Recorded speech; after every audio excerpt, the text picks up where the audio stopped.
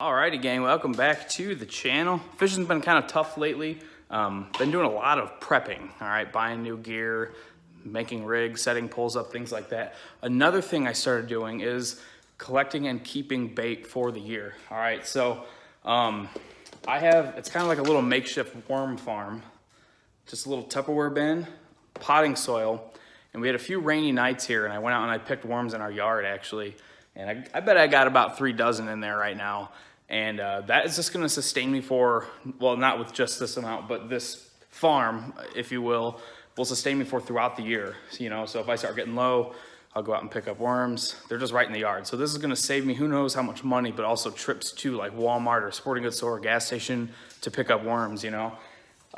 Starting to do a lot more catfishing, live bait fishing like that this year. So I'm gonna need worms to catch bluegill and, you know, other little bait fish if I'm not using my cast net. So this is a fantastic way to keep bait throughout the year. Saves you some money, saves you some trips before you hit the lake. So let's get into it. I'm gonna teach you guys how to do this. All right, so first and foremost, you need some sort of bin or container to keep them in. Now, it doesn't necessarily have to be airtight, but it has to be tight enough that they can't climb up the sides, because the worms can climb up the sides of this Tupperware bin, but the lid keeps them from getting out. And then on the lid, I just popped an air pocket. As you can see, it has ripped the hole in it, and that keeps them, you know, alive and well. Now, as for what's inside of here, this is actually potting soil. All right, you can buy that at Walmart or, you know, Ace Hardware or whatever.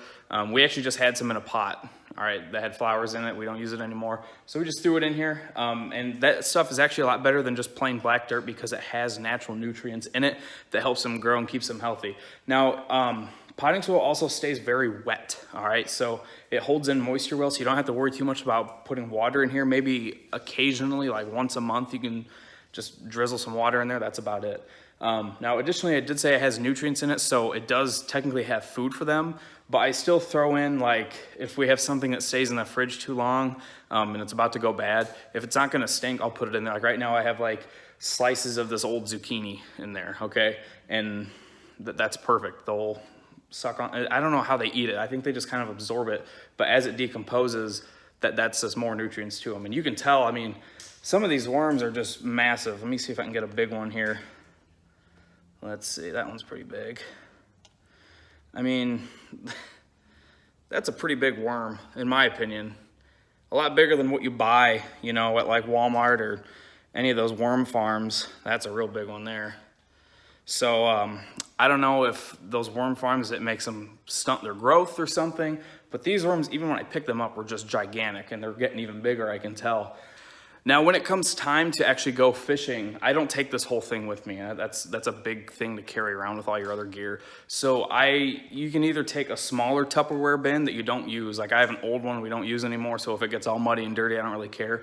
Another good option is actually using an old worm container, like one from Walmart, like the styrofoam Eagle Claw ones or whatever they're called. Just empty them out, clean them out, put a little bit of dirt in there, and they're good to go. All right, now what's also really nice is you're not taking a dozen at a time, which is like what you do at a store, you know. You buy a dozen, and for me, a lot of times I only need to use a couple at a time. And of course I can save them in the fridge, but sometimes you don't have that option. If you're out on a hot day, those worms cook in that container and they're no good. You know, you spent $3 for one worm basically. So the other day I went and I only needed like 2 or 3 pieces of bait. I was just fishing a small pond. I needed like a couple bluegill for bait, and I literally brought one worm, caught my bait, and I still had leftovers, put them back in there, all right? So it's really handy for that, especially that you're not throwing away worms at the end of the day, or they're not, you know, rotting or whatever.